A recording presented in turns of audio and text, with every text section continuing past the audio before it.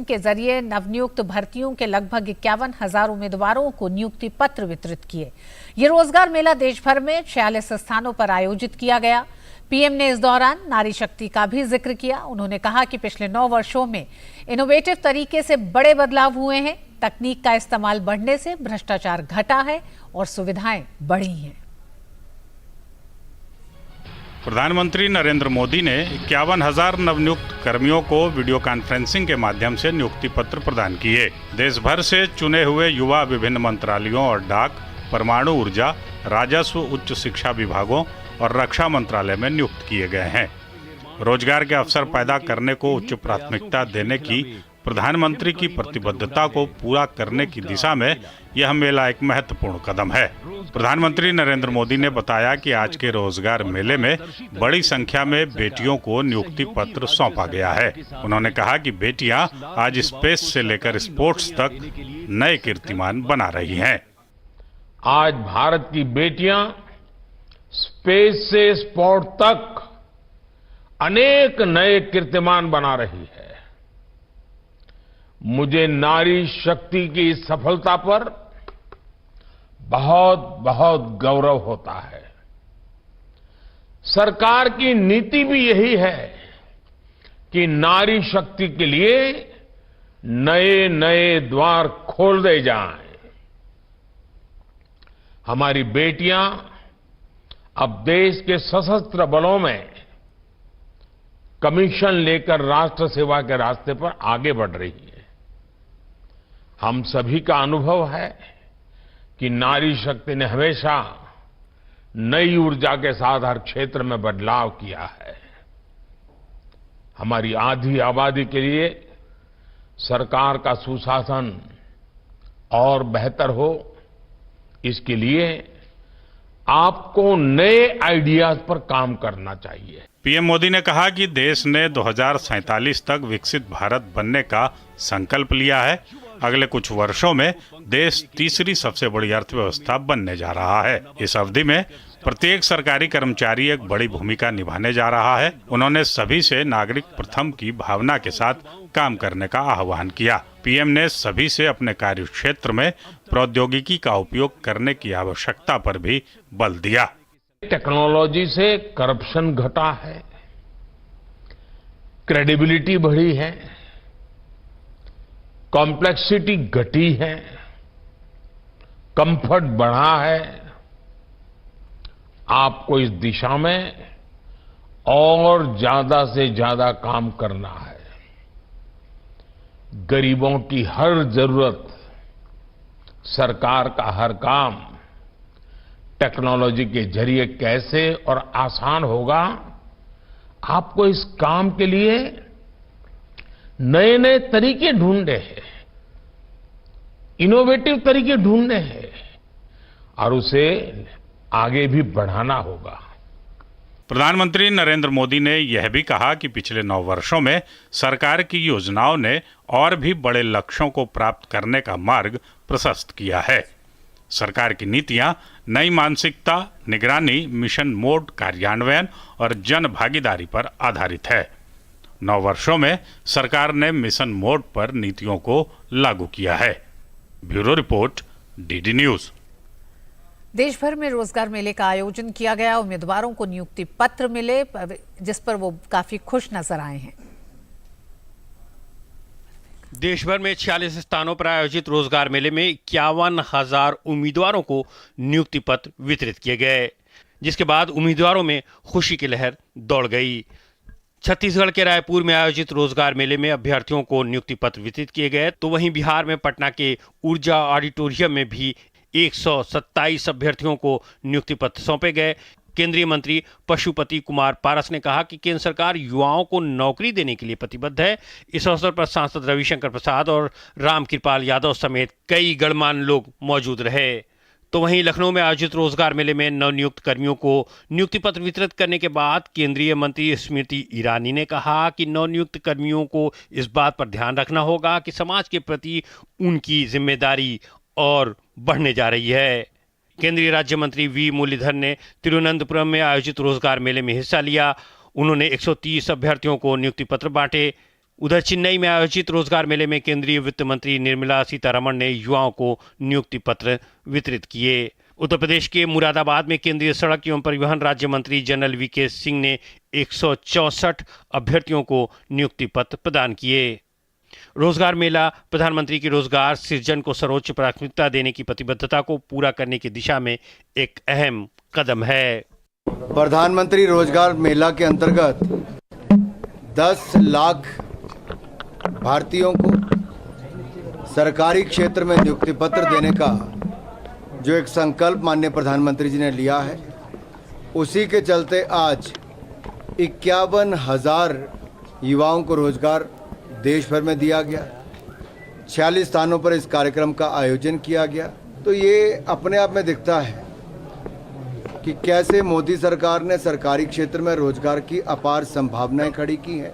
विशेष रूप से जो नए ऑफिसर्स नियुक्त हुए हैं, आज का कार्यक्रम उनके लिए शासकीय समन्वय का सबसे बड़ा उदाहरण है, क्योंकि आज मात्र डाक विभाग नहीं, भारत सरकार के 10 विभिन्न डिपार्टमेंट्स के समन्वय से आज का ये कार्यक्रम संभव हो पाया है। रोजगार मेला का 9वां संस्करण आयोजित हुआ है, जिसके माध्यम से 51,000 युवाओं को भारत सरकार, राज्य सरकार और केंद्र शासित प्रदेशों के अलग अलग विभागों में नौकरी के नियुक्ति पत्र प्रदान किए गए। और एक वर्ष में एक लक्ष्य रखा गया कि कम से कम 10 लाख लोगों को रोजगार दिया गया, और उसी के क्रम में आज 9वीं बार पटना में रोजगार मेला का आयोजन किया गया है और 125 लोगों को आज नियुक्ति पत्र दिया गया। अलग अलग स्थानों के ऊपर ये किया गया और 51,000 से ज़्यादा नियुक्ति पत्र बांटे गए।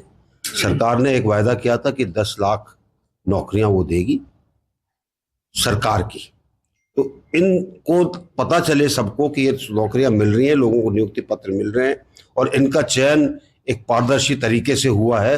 मुझे प्रसन्नता है कि आज 9वां रोजगार मेला है और कभी 75,000, कभी 71,000, कभी 50,000 और आज भी देश भर में 51,000 बच्चों को उनका नियुक्ति पत्र मिल रहा है। वहीं नियुक्ति पत्र पाने वाले अभ्यर्थियों में खुशी की लहर है। उन्होंने केंद्र सरकार और प्रधानमंत्री नरेंद्र मोदी का आभार जताया। आज प्रधानमंत्री की जो योजना है उनके द्वारा हमको नियुक्ति पत्र मिला है और जो भी अपेक्षाएं सरकार की, वो सारी अपेक्षाएं पर हम लोग खरे उतरेंगे। हम लोग यही अपने आप को जो भी उनका कर्तव्य है, अपना कर्तव्य को पूरा करेंगे। जो युवाओं के लिए जो ये कार्य हो रहे हैं, एंटरप्रेन्योरशिप के, मेक इन इंडिया के, स्पेस डिपार्टमेंट में जो काम हो रहे हैं और जो अलग अलग डिपार्टमेंट में लाखों युवाओं को इस रोजगार मेले के तहत नियुक्ति मिली है और आगे भी मिलने वाली हैं, ये बात मेरे को बहुत अच्छी लगी। अच्छा काम कर रही है मोदी सरकार। वो जो वादा किए थे देंगे नियुक्ति 10 लाख को, वो 6 लाख हो गई है और कुछ बाकी है, वो आगे होगी। युवाओं को रोजगार से जोड़ना केंद्र की मोदी सरकार की सर्वोच्च प्राथमिकताओं में शामिल है। इसी कड़ी में देश भर में रोजगार मेले का आयोजन किया जा रहा है। सरकार का लक्ष्य दिसंबर 2023 तक 10 लाख नौकरियां देने का है। Bureau report, DD news. और इसी पर आज हमारा विशेष है रोजगार मेला, विकसित भारत में युवाओं की भागीदारी। चर्चा के लिए हमारे साथ मौजूद हैं Jayant Krishna ji, farmer CEO NSDC, प्रधानमंत्री स्किल इंडिया मिशन से जुड़े रहे हैं। जयंत साहब, आपका बहुत बहुत स्वागत है। सबसे पहले जयंत साहब, जिस तरह से प्रधानमंत्री ने भी आज कहा, नारी शक्ति की भी बात की, उन्होंने युवतियों को, लड़कियों को जिस तरह से रोजगार मेले में नियुक्ति पत्र सौंपे गए हैं, उसकी संख्या पर भी उन्होंने खुशी जाहिर की। आप कैसे देखते हैं विकसित भारत का जो सफर है अमृत काल में, इस सफर में युवाओं की भागीदारी रोजगार मेले के तहत, एक मिशन मोड के तहत 10 लाख नौकरियां तो दी जा रही हैं, लेकिन साथ ही साथ विकसित भारत में युवाओं की भागीदारी को भी और मजबूती से शामिल करने का भी एक तरह से मकसद दिखाई देता है इस पूरे रोजगार मेले के तहत। जी बिल्कुल, मुझे लगता है कि ये सिर्फ जो आज 50-51 हजार ज्वाइनिंग लेटर्स प्रधानमंत्री ने दिए हैं यूथ को, और इससे पहले भी करीब आज के मिला के करीब 5 लाख मिल चुके हैं और 5 लाख अभी और मिलने हैं अगले कुछ महीनों में 10 लाख के टारगेट के लिए। और ये सरकारी क्षेत्र के जॉब्स हैं। निजी क्षेत्र में तो इस भी बहुत ज्यादा नंबर से में लोगों को अपॉइंटमेंट मिला है, लेकिन ये सारे सरकारी क्षेत्र के जॉब्स हैं। और जो प्रधानमंत्री ने मैसेजिंग करी वो एक अपने आप में बहुत जरूरी है। उन्होंने कहा है कि आप लोग सिटीजन्स फर्स्ट, ताकि जिन लोगों को हम, जो सरकार है वो सिटीजन्स के सर्विस में होनी चाहिए और हर हमारी जो मंशा हो, हमारा जो एटीट्यूड हो, उसमें उसको रिफ्लेक्ट होना चाहिए। ये एक अपने आप में बहुत बड़ी बात है, बिकॉज काफी होता है, अक्सर हम सुनते हैं कि सरकारी क्षेत्र में शायद वो सर्विस डिलीवरी में थोड़ी सी कहीं स्लैकनेस रहती है। तो ये नए लोग जो रिक्रूट हो रहे हैं, इनको इस तरह की उनकी एक एस्पिरेशन ऐसे बिल्ड करना ये बहुत जरूरी है। उन्होंने ये भी कहा है कि बहुत सी योजनाएं जो है वो मिशन मोड में चल रही हैं। ये मैसेज अपने आप में बहुत मायने रखती है, बिकॉज सरकारी क्षेत्र में जो ये लोग जाएंगे वो मिशन मोड में काम करने का तरीका बिल्कुल अलग होता है। एक अलग सा जुनून होता है, एक अलग सा पैशन होता है कि हमें ये काम करना है एक नियमित समय में और एक गुणवत्ता के साथ में। तो उसमें जिस तरह के एटीट्यूड की जरूरत है, उसमें प्रधानमंत्री ने बहुत जोर डाला है। एक इसमें फेयर नंबर ऑफ जो जॉब एप्लीकेंट्स थे और जिनको जॉब मिली है उसमें महिलाओं की भागीदारी है। उन्होंने नारी शक्ति की बात करी कि किस तरह से नारियां सिर्फ खेलकूद में ही नहीं, सिर्फ पढ़ाई लिखाई में ही नहीं, स्पेस में, डिफेंस में, हर एरिया में किस तरह से नारियां आगे निकल रही हैं। और 2047 तक जो एक डेवलप्ड भारत की बात करी है कि हम अमृत काल में चल रहे हैं, अगले 25 साल नेशन बिल्डिंग को पूरी तरह से समर्पित करने हैं। बिकॉज अगर भारत को देखिए, तीसरी सबसे बड़ी इकोनॉमी तो बन जाएगा 3-4 साल में भारत, लेकिन डेवलप्ड कंट्री बनने में हमें अभी कई माइलस्टोन्स और पूरे करने हैं। हमको ह्यूमन डेवलपमेंट इंडेक्स बढ़ाना है, पर कैपिटा इनकम बढ़ाना है। तो आई थिंक ये एक सारी तैयारी की एक रूपरेखा प्रधानमंत्री ने दी है। किस तरह से यूथ टेक्नोलॉजी को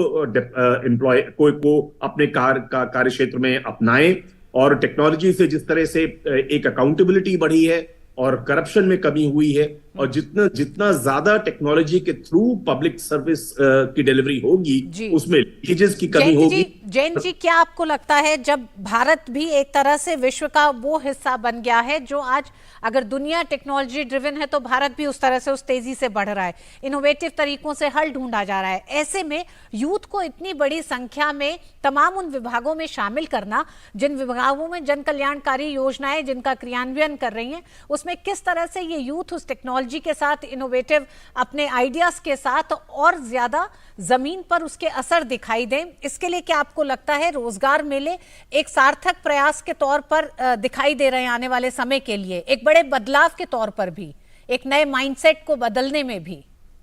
जी हाँ, बिल्कुल। बिकॉज अभी क्या होता था कि इन लोग को एक चिट्ठी या ईमेल के थ्रू या एक रजिस्टर्ड पोस्ट के थ्रू ऑफर्स मिल जाते थे, और एक वो कनेक्ट नहीं होता था कि आपको ये सरकारी क्षेत्र में जो नौकरियां मिल रही हैं उसके पीछे मंशा क्या है, आपको किस तरह के एक्सपेक्टेशंस हैं, किस तरह से काम करना है, किस तरह से टेक्नोलॉजी को डिप्लॉय करना है। तो ये एक अगर, और ये सिर्फ एक ही शहर में नहीं, 46 टाउन्स में ये हुआ है और शहरों में हुआ है, और ये 46 जगहों में कईयों में भारत सरकार के मंत्री या अन्य गणमान्य व्यक्ति मौजूद थे। तो उन्होंने जो एक्सपेक्टेशंस हैं सरकारी क्षेत्र में लोगों से, उसको एक आर्टिकुलेट किया है। तो ये बहुत अच्छी बात है। और आपने जो टेक्नोलॉजी की बात करी, देखिए अभी G20 अभी खत्म हुआ है, और उसमें किस तरह से जो डिजिटल पब्लिक इंफ्रास्ट्रक्चर है गवर्नमेंट, जो इसमें भारत ने बाकी इवन डेवलप्ड कंट्रीज को देखते हुए काफी बड़ी बढ़त हासिल करी है, और काफी किस तरह से प्रधानमंत्री ने आज उसमें रोजगार मेले में तो नहीं, लेकिन किसी और कॉन्टेक्स्ट में उन्होंने बात करी, जिस तरह से टेक्नोलॉजी डेमोक्रेटाइज हो गई है कि आजकल टेक्नोलॉजी सबको अवेलेबल है। और तो इस तरह से डीपीआई को किस तरह से दिल्ली डिक्लेरेशन में भी शामिल किया गया, कि किस तरह से डीपीआई, और अभी जो अफ्रीकन यूनियन जो G20 में जुड़ा है, उन कंट्रीज में बहुत ज्यादा जरूरत है, बिकॉज छोटे छोटे कंट्री हैं और कई कंट्रीज डेवलपिंग हैं या गरीब हैं, उसमें अगर एक टेक्नोलॉजी को डीपीआई को वो अवेल करेंगे तो वो बहुत आगे निकल सकते हैं। वो तो इंटरनेशनल लेवल की बात हुई, और भारत में चाहे वो हमारा ईज ऑफ डूइंग बिजनेस हो या जो भी ई गवर्नेंस के थ्रू बहुत सी सर्विसेज, जो चाहे वो आप एक पासपोर्ट सेवा का बात ले लीजिए, पहले पासपोर्ट सेवा में जब टेक्नोलॉजी नहीं डिप्लॉयड थी और पासपोर्ट सेवा केंद्र नहीं खुले थे, तो हम सबको याद होगा कि किस तरह की परेशानी सिटीजन्स को झेलनी पड़ती थी। और आजकल ऐसा लगता है कि आप जब उस क्षेत्र में आप जाएं, उसके अंदर, केंद्र के अंदर, लगता है आप मेहमान हैं और जिस तरह से आपका स्वागत होता है, जिस तरह से आपको सर्विस मिलती है। तो हर चीज में इनकम टैक्स में इंप्रूवमेंट हुआ है, जीएसटी में इंप्रूवमेंट हुआ है, बहुत सी ऐसी चीज में इंप्रूवमेंट हुआ है। MCA 21 जो है, जो corporate ministry of corporate affairs का एक एप्लीकेशन है, उसमें इंप्रूवमेंट हुआ है।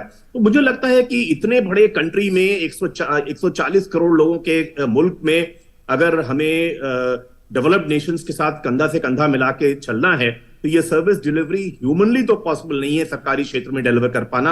इसमें टेक्नोलॉजी ने रिसेंट पास्ट में काफी बड़ा रोल वो किया है और आगे भी करेगा। और डिजिटल डिवाइड जो होती है, जो एक गरीब और अमीर को और के फासले बढ़ाती है, वो किस तरह से ब्रिज होने की संभावना है और हम किस तरह से ब्रिज कर सकते हैं। मुझे लगता है इसमें बहुत अच्छी जो प्रधानमंत्री ने और बाकी जो मंत्रीगण अलग अलग शहरों में जाके उन्होंने बोला है, उससे वो एक्सपेक्टेशन सेटिंग यूथ को, जिनको जॉब्स मिली हैं, वो एक बहुत अच्छा कदम है। तो रोजगार मेले सिर्फ रोजगार उपलब्ध नहीं करा रहे हैं, बल्कि एक बदलते भारत और कई तमाम और एक तरह से कह सकते हैं जो क्षेत्र है जिसमें भारत बेहतर कर रहा है, उसकी भी एक तस्वीर पेश कर रहे हैं। जैन साहब, अंत में आपसे सिर्फ जानना चाहेंगे, देश में रोजगार की एक समस्या आज की नहीं है, ये हमेशा से है। युवाओं की एक ये शिकायत, एक ये समस्या, एक ये चिंता रही है रोजगार को लेकर।